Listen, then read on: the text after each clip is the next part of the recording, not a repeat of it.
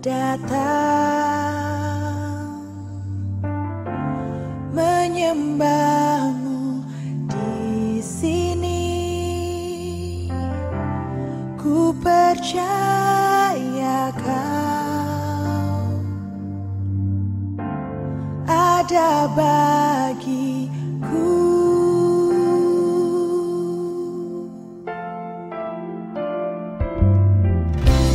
Bapakku datang menyembahmu di sini.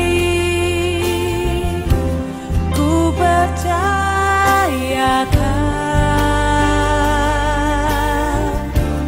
ada bagiku. Tak usah ku takut sebab kau sertaku. Tak usah ku bimbang, kau di dalamku. Tak usah ku cemas, kau penghiburku. Saat ku lemah, kau kuatku. Ku nyanyi haleluya, ku nyanyi haleluya. Sungguh kau hebat, ajaib perkasa perbuatanmu.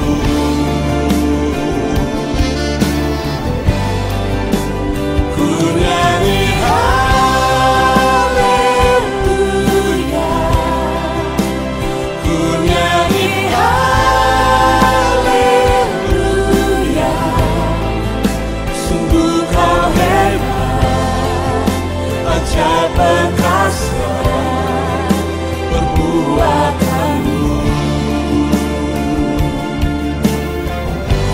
Di hidupku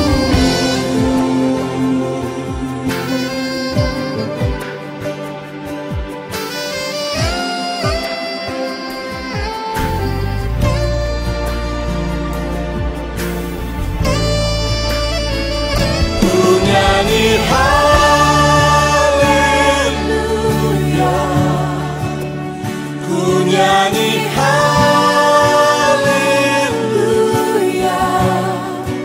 Sungguh kau hebat, ajaib perkasa perbuatanmu.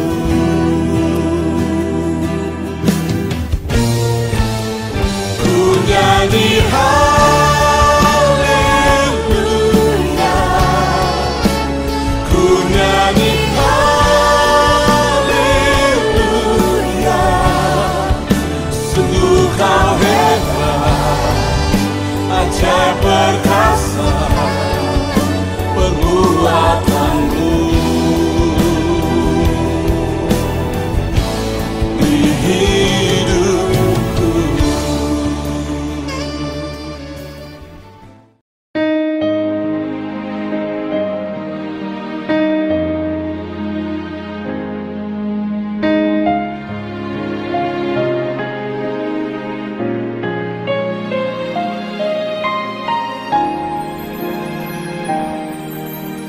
Apa yang kau alami kini mungkin tak dapat engkau mengerti. Cobaan yang engkau alami tak melebihi kekuatanmu.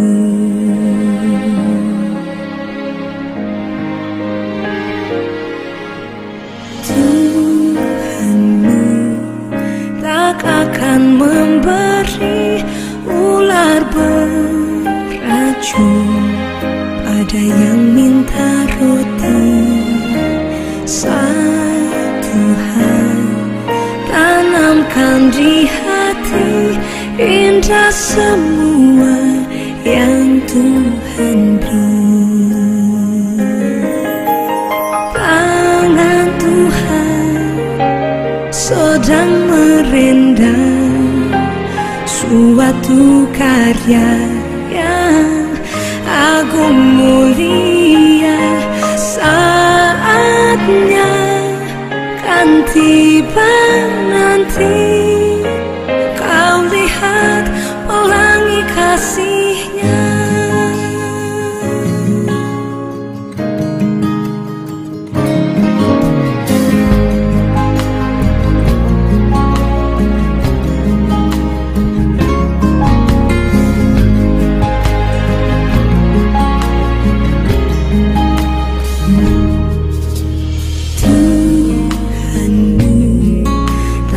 Akan memberi ular beracun pada yang minta roti. Satu hal tanamkan di hati, indah semua yang Tuhan beri. Tangan Tuhan sedang merendam suatu karya yang agung mulia. Saatnya kan tiba nanti, kau lihat pelangi kasihnya. Tangan Tuhan sedang merendam suatu karya yang agung mulia. Saatnya kan tiba nanti, kau lihat pelangi kasihnya. Tangan Tuhan sedang merendam,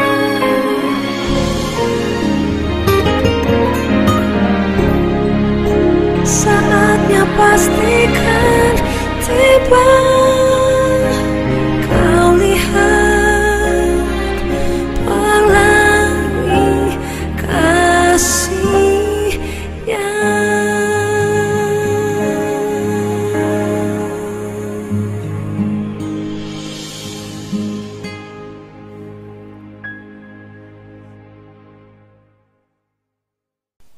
Shalom semuanya, puji Tuhan kita boleh bertemu kembali walaupun secara online kita belum bisa bertemu tatap muka, tapi saya percaya dan saya berdoa untuk kita semua saat ini yang mendengarkan, kita boleh dikuatkan, kita semua boleh dibangun secara rohani untuk kita semakin kuat melewati setiap situasi penderitaan pergumulan yang kita hadapi. Sebelum kita masuk dalam pembahasan kita dalam kitab Ayub pasalnya ke-30, mari kita berdoa. Tuhan Yesus, terima kasih buat waktu kesempatan ini. Kami akan mendengar firman-Mu Tuhan di dalam kitab Ayub. Biarlah apa yang ada di dalam kitab Ayub pasal 30 boleh memberkati kami semua saat ini yang mendengarkan. Dimanapun kami yang mendengarkan, baik di rumah atau dimanapun kami saat ini yang bisa menyaksikan secara online. Biarlah Engkau menjamah kami semua, termasuk hamba-Mu Tuhan, untuk kami mendengar firman-Mu. Pakai anak-Mu yang hanya alat-Mu. Di dalam nama Yesus. Amin. Salam, sekali lagi salam ya. Hari ini kita akan melanjutkan dalam pasal yang ke-30 tentang sengsara yang dialami oleh Ayub. Ya, kalau kita melihat dari pasal-pasal sebelumnya, sengsara yang dia alami, terutama juga tekanan yang diberikan oleh temannya yang harusnya penghiburan, tetapi yang diberikan malah tekanan demi tekanan untuk Ayub mengakui bahwa Ayub melakukan dosa tertentu sehingga malapetaka ini terjadi sama dia, dan Ayub tetap bersikeras bukan. Ya, bukan karena dosa tertentu mengapa ini terjadi sampai, tetapi sesuai dengan kehendak Allah. Dan itu nanti kita akan lihat lebih dalam pasal 30 ayat 1 sampai ayat ke-31 ya. Kalau kita lihat ya, di pasal ini sebelum pasal 30 ada pasal yang ke-29 yang bercerita tentang bagaimana Ayub menceritakan kemuliaan yang dia punya terdahulu. Ya, kejayaan yang dia punya, kekayaan yang dia punya, anak-anaknya, kambing dombanya, pelayan-pelayannya yang dia punya. Dan dia membandingkan dengan sengsara yang dia alami saat ini. Ya, dia bandingkan itu semua. Ya, seperti itu. Dan ini benarnya kalau kita lihat dalam kehidupan kita sangat menyentuh kita atau membuat kita menyadari bahwa tidak ada segala sesuatu di dunia ini yang abadi. Ya, tidak ada segala sesuatu yang ada di dunia ini kekal selain iman kita di dalam Yesus Kristus. Ya, kenapa? Karena itu membawa kita sampai di dalam kekekalan di sorga nanti. Jadi kalau misalnya tidak ada sesuatu yang ada di dunia ini seperti material, seperti uang, seperti bahkan kecantikan, ketampanan atau apapun yang kita miliki secara jasmani, ya, kalau itu semua tidak abadi, kenapa kita begitu mengejar mempertahankannya lebih dari mengejar mempertahankan hal yang kekal, yaitu hal rohani? Jangan. Ya, kenapa? Karena hal-hal inilah seperti kedudukan, seperti uang, harta benda, orang jatuh ke dalam banyak pencobaan dan pada akhirnya masuk dalam penderitaan yang mengerikan. Ya, tetapi beda dengan kasusnya Ayub. Sekali lagi ingin katakan beda dengan kasusnya Ayub. Tetapi saya ingin menggambarkan tentang benar kata firman Tuhan bahwa hidup kita ini sementara, seperti uap yang kelihatan langsung lenyap. Artinya bahwa hal yang ada di dunia ini, bahkan tubuh kita, jasmani, hanya sebentar saja. Ya, kita hidup 80 tahun, ya baru masuk ke dalam kekekalan. Saudara pilih kekekalan surga atau neraka. Ya, percaya Tuhan Yesus, punya iman dalam Dia, surga. Tidak percaya, neraka. Itu ada pilihan saudara dan saya. Tetapi intinya bahwa kehidupan bisa berubah dalam hal sekejap. Ya, dulunya punya harta banyak, bangkrut, jatuh, habis. Ya, tidak punya apa-apa. Ya, atau dulunya tidak punya apa-apa, Tuhan kasih kesuksesan, Tuhan berikan berkat untuk memberkati orang lain yang memiliki berkat. Ya, seperti itu. Ya, kehidupan bisa berubah. Ya, tetapi di sini kita akan melihat kehidupan Ayub. Ya, yang di pasal-pasal sebelumnya penderitaan yang diungkapkan dan bahkan tekanan yang diberikan oleh temannya, bukannya penghiburan, tekanan untuk Ayub mengakui bahwa petaka penderitaan yang Ayub miliki itu karena dosa tertentu, ya, yang Ayub lakukan sehingga Tuhan ini hukum, ya, hakimi Ayub, ya, walaupun kejadiannya tidak benar. Kenapa? Karena Tuhan melihat Ayub, dikatakan jelas di pasal 1 dan di pasalnya yang kedua, ya, jelas dikatakan pasal ketiga, ya, bahwa dia adalah orang yang saleh, jujur, takut akan Tuhan dan menjauhi kejahatan. Lalu apa yang terjadi dengan Ayub? Kehendak Allah yang mengizinkan Ayub mengalami penderitaan itu apa? Kita sudah ulang-ulang saya ingin katakan setiap pasal yang saya bawa, bahwa pada akhirnya hidup Ayub dipulihkan. Dan satu hal yang ditambahkan kepada Ayub, ada hubungan pribadi yang intim kepada Tuhan. Sehingga Ayub berkata bahwa dulu beta dengar tentang Tuhan saja, ya, beta tahu tentang Tuhan hanya dari dengar, tetapi sekarang beta melihat Allah. Dan itu yang Tuhan mau dalam kehidupan kita. Pada kita masuk dalam penderitaan, untuk kita melihat Dia secara langsung. Ya, kita akan lihat bagian ini. Ayub pasal 30 ayat 1 sampai ayat yang ke-31, ya. Firman Tuhan ayat 1 sampai ayat yang ke-14, ya. Ayat 1 sampai ayat yang ke-14. Di sini bercerita, ya, tentang orang yang paling rendah pun, yang terhina pun kembali menghina Ayub, meninggalkan dan menghina Ayub. Kita lihat, ya, ayatnya yang ke-1 sampai ayatnya yang ke-14. Tetapi sekarang aku ditertawakan mereka yang umurnya lebih muda daripadaku, yang ayah-ayahnya kupandang terlalu hina untuk ditempatkan bersama-sama dengan anjing penjaga kambing dombaku. Lagi pula apakah gunanya bagiku kekuatan tangan mereka? Mereka sudah kehabisan tenaga, mereka merana karena kekurangan dan kelaparan, mengerumit tanah yang kering, belukar di gurun dan padang belantara. Mereka memetik gelang laut dari antara semak-semak, dan akar pohon arar menjadi makanan mereka. Mereka diusir dari pergaulan hidup, dan orang berteriak-teriak terhadap mereka seperti terhadap pencuri. Di lembah-lembah yang mengerikan mereka harus diam, di dalam celah-celah tanah dan sela-sela gunung.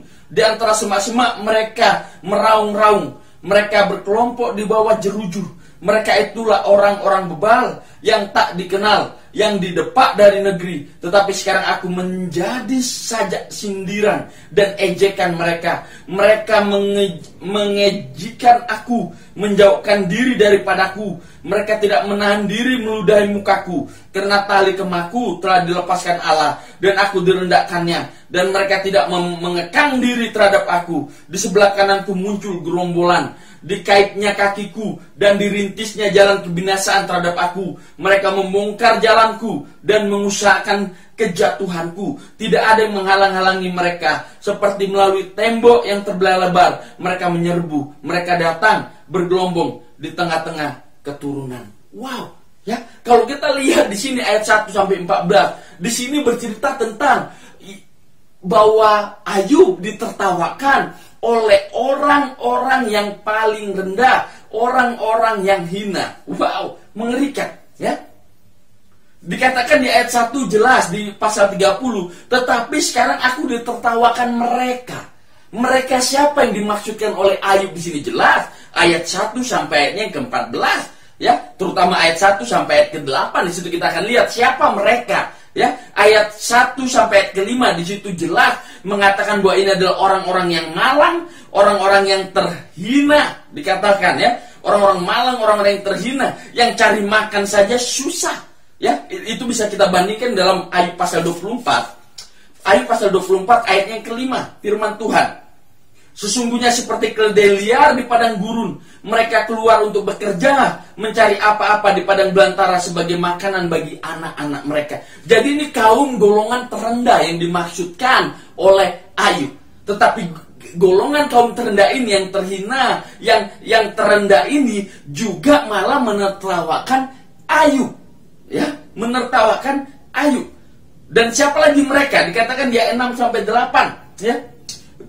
Dikatakan bahwa ini mereka orang-orang yang tidak bermartabat, tidak punya martabat, dan tidak punya stabilitas, atau tidak punya keuangan yang tetap, atau orang yang sangat miskin. Ya, dikatakan jelas di lembah-lembah yang mengerikan mereka harus diam, di celah-celah tanah yang sela-sela gunung, di antara semak-semak mereka meraung-raung.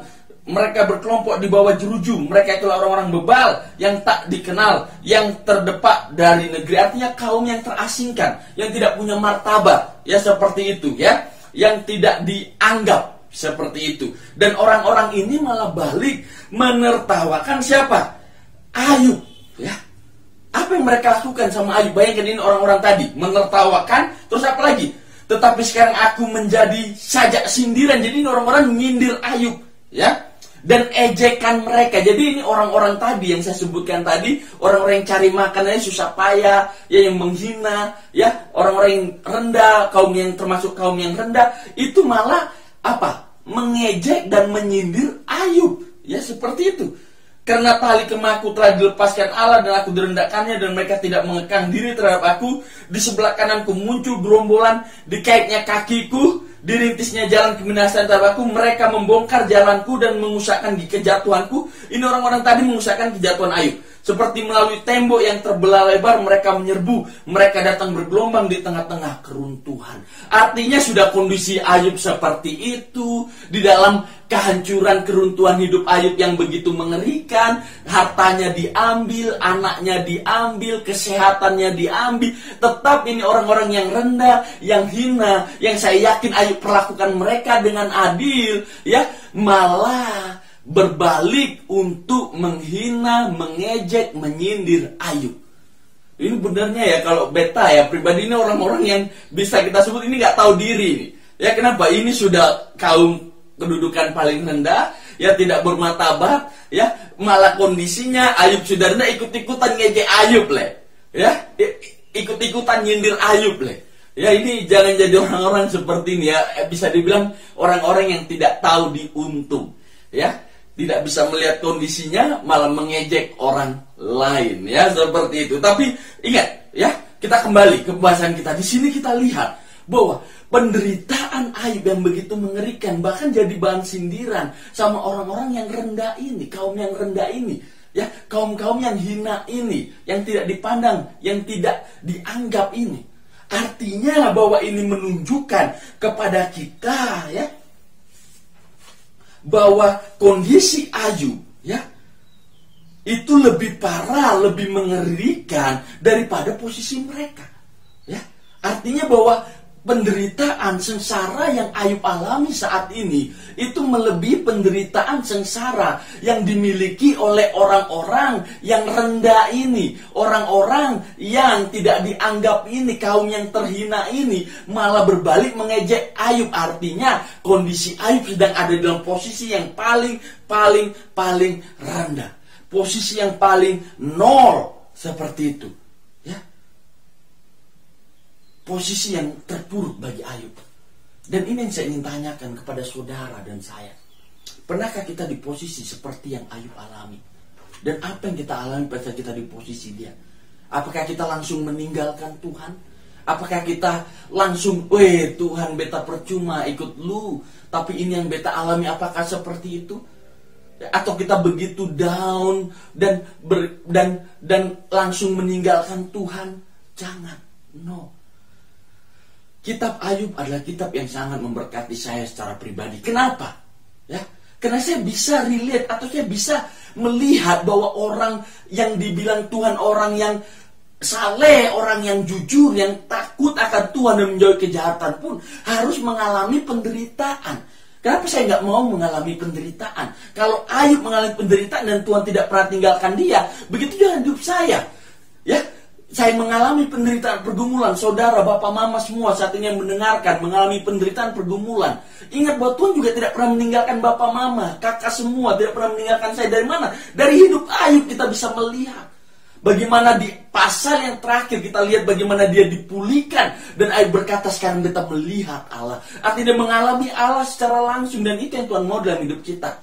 Sehingga hari ini kita akan melihat hal yang dilakukan Ayub pada saat sengsara yang begitu mengerikan terjadi sama dia. Yang pertama, tetapi sebelum kita masuk ke dalam hal itu, kita lihat ayat ke-11 dulu. Kita jangan lompat ayat 11 yang begitu penting. Kita lihat ayat 11, pasal 30. Karena tali kemaku telah dilepaskan Allah, dan aku direndahkannya, dan mereka tidak mengekang diri terhadap aku. Artinya, ingat bahwa posisi yang Ayub alami, dia menyadari, ya, kalau kita lihat di sini bahwa posisi yang dialami yang terjadi kepada Ayub bukan karena dosa tertentu seperti yang dituduhkan oleh teman-temannya kepada Ayub, ya, bukan karena penghakiman Allah, karena yang dosa yang dilakukan oleh Ayub, ya, yang diminta oleh teman-temannya untuk Ayub akui, bukan karena itu, tetapi di pasal 11 ini menunjukkan, di ayat 11, di ayat 11 ini menunjukkan di pasal 30 bahwa Ayub menyadari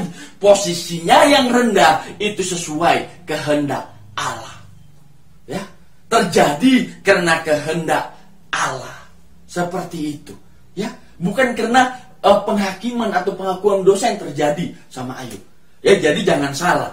Kalau saudara melihat saudara seiman, ya, sedang terpuruk, sedang gagal, atau sedang mengalami penderitaan penyakit yang begitu mengerikan, jangan langsung tuduh, ini lu dosa apa? Ini penghukuman Tuhan buat lu bertobat. Ya, karena saya seringkali menemukan hal itu. Seberapa sering saya temukan pada saat, ya, kita lihat saudara kita jatuh, atau pada saat saya jatuh, itu sangat mudah orang di sekitar kita, ya, yang bukan orang yang tidak percaya, ya, bukan, ya, tetapi orang yang percaya yang paling sering lakukan ini, ya, orang yang mengaku Kristen yang paling sering, ya, orang Kristen bahkan yang paling sering untuk lakukan. Kenapa? Ya, kayak contoh pada saat kita lihat ada orang jatuh atau dia sedang mengalami penyakit yang mengerikan, kita mau tidak mau, walaupun tidak semua, ya, saya tidak menghakimi, ya, semua orang Kristen itu tidak, ya, tapi seringkali tendensi yang kita dengar, ini jangan-jangan dia itu berdosa. Jangan-jangan dia tuh diam-diam buat dosa di belakang. Kan seperti itu. Ya, atau jangan-jangan ada dosa yang dia buat tuh makanya kayak gitu. Harus bertobat. Ya. Walaupun memang ada penderitaan, ada penyakit yang terjadi karena dosa, ada. Tetapi yang saya ingin katakan di sini tidak semuanya. Tidak semuanya. Nanti ada orang dalam pergumulan, contoh bisnisnya bangkrut, ya. Tuh lihat tuh. Bisnisnya dia bangkrut, ini jangan-jangan dia curang ini dalam bisnisnya ini, makanya Tuhan hukum dia. Langsung jangan-jangan begitu, ya. Terkadang situasi memang menghendaki atau Tuhan mengizinkan itu terjadi untuk apa? Menyatakan kemuliaannya. Jadi jangan sedikit-sedikit orang flu sedikit ini berdosa, ya, ini kena corona, ini penghukuman Tuhan, ya. Jangan, kasihan orang. Ya kasihan orang percaya lain, beriman lainnya yang saudara hakimi seperti itu. Jangan. Saudara tanya dulu, contoh orang demam, tanya dia dulu. Lu kenapa bisa gini? Jangan-jangan panas-panas, minum es terlalu banyak atau apapun itu penyebabnya. Saya bukan dokter jadi saya nggak tahu. Ya, tapi secara alami terjadi ya bisa saja. Bukan karena sedikit dosa, penghukuman Tuhan. Jangan, ya jangan seperti itu. Sama seperti Ayub di ayat 11 pasal 30 menunjukkan Ayub menyadari bahwa bukan kena penghukuman, penghakiman Tuhan karena dosa tertentu seperti yang dikatakan teman-temannya, maka hal itu terjadi sama dia, bukan. Tetapi dia menyadari itu semua kehendak Allah. Ya, kehendak Allah. Ya, dan ini yang harus dimiliki oleh orang percaya. Ya. Kita nggak mesti mengerti bagaimana dan kenapa, ya, tapi kita harus menyadari bahwa Allah tahu yang terbaik dalam setiap situasi kita, ya, untuk kita menyadari tanpa kehendaknya situasi yang kita alami tidak mungkin terjadi. Ini yang perlu kita sadari, ya, situasi apapun, penderitaan apapun yang kita atau orang lain alami, ya, kita harus menyadari bahwa Dia tahu yang terbaik. Dan tidak ada segala sesuatu yang terjadi di luar dari kendali Tuhan. Kita harus sadari itu. Jadi jangan sikit-sikit apa menjadi penghukuman Tuhan. Jangan. Sekali lagi jangan. Lalu apa? Ya, apa yang dilakukan oleh Ayub? Ya, apa yang dilakukan oleh Ayub? Ya, sekali lagi. Yang pertama yang dilakukan oleh Ayub. Ya, beberapa hal yang dilakukan oleh Ayub. Yang pertama, dia menyadari posisinya. Dia menyadari posisinya di dalam Tuhan, ya, dia menyadari. Sama dalam kehidupan kita, pada saat kita masuk dalam penderitaan, ya, kita yang tahu posisi kita di hadapan Tuhan. Baik itu karena disiplin, karena kita sadari kita melakukan hal yang tidak sesuai dengan kehendak Tuhan, mari kita bertobat, kembali minta ampun dan kembali ke jalannya. Yang kedua, maksudnya yang kita bisa lakukan kalau memang kita tahu bahwa oh ini Tuhan, beta nggak tahu kenapa terjadi, ya.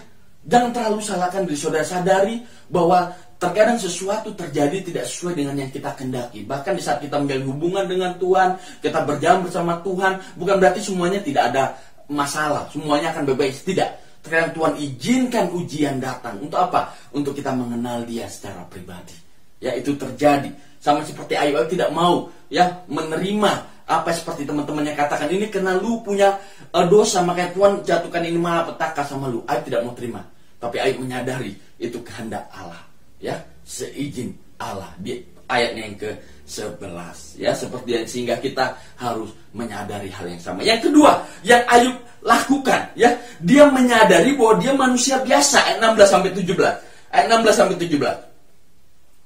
Oleh sebab itu jiwaku hancur dalam diriku, hari-hari kesengsaraanku mencekam aku, pada waktu malam tulang-tulangku seperti digerogoti, dan rasa nyeri menusuk tak kunjung berhenti, oleh kekerasan yang tak terlawan koyaklah pakaianku, dan bergelempir sekelilingku seperti kemeja. Ia telah menghempaskan aku ke dalam lumpur, dan aku sudah menyerupai debu dan abu. Wow, ya. Kalau kita lihat di sini ayat 16 sampai 17, ya, ayat 16 sampai 19 di sini bahkan kita melihat bahwa, ya, Ayub menyadari dia manusia biasa yang bisa hancur dan rapuh, ya. Dan ini yang banyak tidak orang percaya mengerti, ya, yang tidak dimengerti oleh orang Kristen, ya, bahwa kita ini bukan manusia super yang nggak bisa hancur hati. Jangan, ya. Terkadang kita juga mengalami kekecewaan. Terkadang kita juga tidak mampu dalam penderitaan yang kita alami. Ya, kita nggak kuat, ya, seperti itu. Kita nggak sanggup, ya, seperti itu,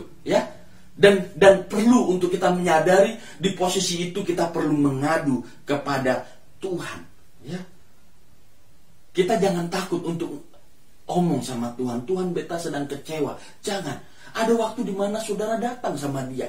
Ya, jangan hanya curhat sama orang lain. Boleh curhat sama orang lain, tapi yang terutama datang sama Tuhan. Nyatakan keluhan saudara sama Tuhan. Apapun itu, jangan takut. Saudara bukan manusia super. Ayub aja menyadari hal itu sehingga dia datang sama Tuhan. Nanti kita akan lihat, dia datang sama Tuhan, ya, di dalam keluhannya. Saya sering katakan seperti itu. Nanti kita lihat di bagiannya berikutnya, ya. Tapi di sini kita harus sadari itu, ya. Tuhan tahu siapa kita. Kita manusia yang lemah, yang butuh Dia setiap saat, ya. Pribadi Ayub di sini, ya, Ini sangat memberkati saya secara pribadi, ya. Kalau Ayub yang Tuhan katakan orang saleh, orang yang jujur, orang yang takut akan Tuhan, orang yang menjauhi kejahatan saja, dia bisa datang kepada Tuhan untuk menyatakan keluhannya, ya. Seperti itu dia katakan yang jujur kepada Tuhan, ya. Bisa hancur sedemikian. Apalagi kita, ya. Makanya di posisi seperti inilah kita perlu datang kepada Tuhan, sama seperti Ayub. Saya tidak tahu, ya, apa yang kakak-kakak, mama, bapak, ya, penderitaan yang saat ini kita harus lalui, Tuhan izinkan untuk kita harus tempuh, ya, seperti itu. Tapi percayalah, ya, Tuhan mau menerima saudara, bapak, mama, beta termasuk apa adanya. Di dalam setiap keluhan-keluhan kita datang sama dia, ya, datang sama Tuhan. Karena itu yang dia mau. Come to me, datang padaku. Dan Tuhan selalu ingin kita datang sama dia dalam situasi apapun. Yang ketiga, yang Ayub lakukan, dia berseru meminta pertolongan Tuhan. Ayat 20 sampai 23. Dia berseru meminta pertolongan Tuhan. Aku berseru minta tolong kepadamu, tetapi engkau tidak menjawab. Aku berdiri menanti, tapi engkau tidak menghiraukan aku. Engkau menjadi kejam terhadap aku. Engkau memusuhi aku dengan kekuatan tanganmu. Engkau mengangkat aku ke atas angin, melayangkan aku dan menghancurkan aku di dalam angin ribut. Ya, aku tahu engkau membawa aku kepada maut, ke tempat segala yang hidup dihimpunkan, ya. Di sini kalau kita lihat di bagian ketiga ini dia berseru meminta pertolongan Tuhan di ayat 20 sampai 23. Di sini kita lihat seolah-olah Ayub menyalahkan Tuhan, ya, karena penderitaan yang dia alami. Namun kalau kita lihat bahasa puisi yang dipakai oleh Ayub, itu pengakuan kedaulatan Allah atas kehidupan Ayub, ya. Kalau kita lihat secara hati-hati bahwa gaya bahasa yang Ayub berikan, ya, itu menyatakan tentang kedaulatan Tuhan dalam kehidupannya, kehidupan Ayub. Ayub yakin bahwa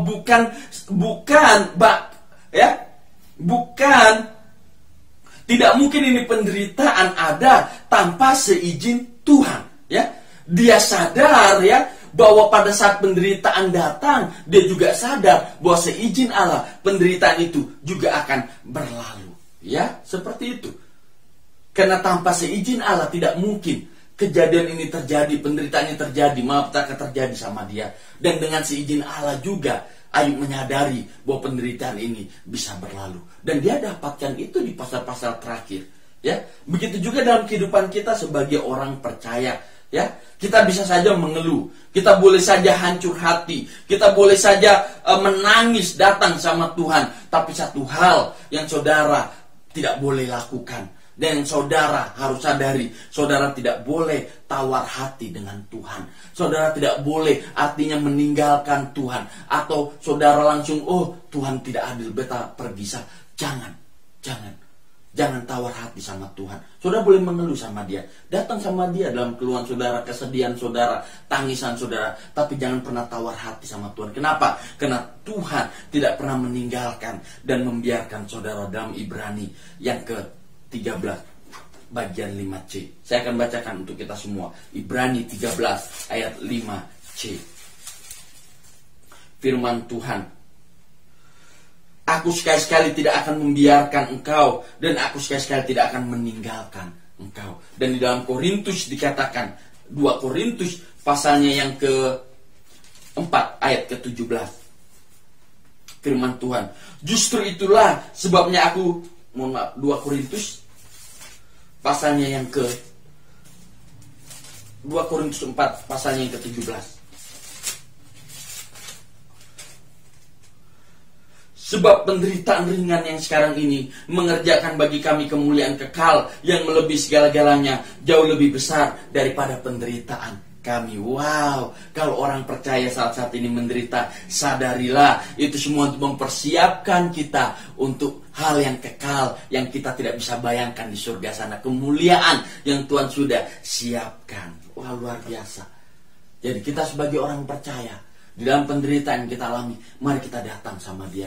Ya, kita sadari, kita datang meminta pertolongan Dia. Ayat 24 sampai 31 kita akhiri dengan ini. Ya, di dalam Ayub pasal 30. Sesungguhnya masakan orang tidak akan mengulurkan tangannya kepada yang rebah jika dalam kecelakaannya tidak ada pertolongan. Bukankah aku menangis karena orang yang mengalami hari kesukaran? Bukankah susah hatiku karena orang miskin? Tapi ketika aku mengharapkan yang baik, maka kejahatan yang datang. Ketika aku menantikan terang, maka kegelapanlah yang datang. Batinku bergelora dan tak kunjung. Hari-hari kesengsaraanku telah melanda diriku. Dengan sedih, dengan tidak terhibur, aku berkeliaran. Aku berdiri di tengah-tengah jemaah sambil berteriak minta tolong. Aku telah menjadi saudara bagi serigala dan kawan bagi burung unta. Kulitku menjadi hitam dan mengelupas dari tubuhku. Tulang-tulangku mengering karena demam. Permainan kecapiku menjadi ratapan dan tiupan serulingku menyerupai suara orang menangis. Wow, di sini jelas Ayub menjelaskan penderitaan dan kondisi fisik yang dialami oleh dirinya, ya, seperti yang saya selalu katakan, ya. Sebelumnya sebagai orang percaya, ya, sebagai orang percaya, ini yang saudara harus sadari, bahwa Tuhan gak pernah berjanji, ya, bahwa semuanya akan baik-baik saja. Tidak, ya, tetapi Tuhan berjanji bahwa Dia akan selalu bersama kita, ya, menjadi kekuatan bagi kita, menjadi jalan keluar bagi kita, menjadi segalanya yang kita butuhkan, kapanpun, apapun, dan dimanapun itu. Jadi pada kita sudah dalam penderitaan yang begitu mengerikan, yang pertama, sadarilah bahwa segala sesuatu tetap di dalam kendali Allah. Tidak ada segala sesuatu yang terjadi tanpa seizin Tuhan. Yang kedua, sadarilah bahwa saudara bukan manusia super. Saudara dan saya manusia biasa yang juga terkadang hancur, terkadang tidak kuat mengalami situasi yang ada. Tetapi ingat bahwa di waktu yang lemah, dalam situasi yang tidak kuat itu, penting untuk kita datang kepada Tuhan. Seperti yang Ayub lakukan yang ketiga, datang pada Tuhan untuk meminta pertolongan sama Dia. Sadari bahwa saudara selalu membutuhkan Tuhan. Setiap saat, setiap waktu, kapanpun, dimanapun, saudara selalu butuh Tuhan. Mari kita berdoa. Tuhan Yesus, terima kasih buat waktu ini. Biar kami belajar dari pribadi Ayub yang terus mengandalkan Tuhan baik dalam pergumulan penderitaan yang dia alami. Percaya bahwa segala sesuatu tetap ada dalam kasih setia kendalimu. Dalam nama Yesus. Amin. Salam.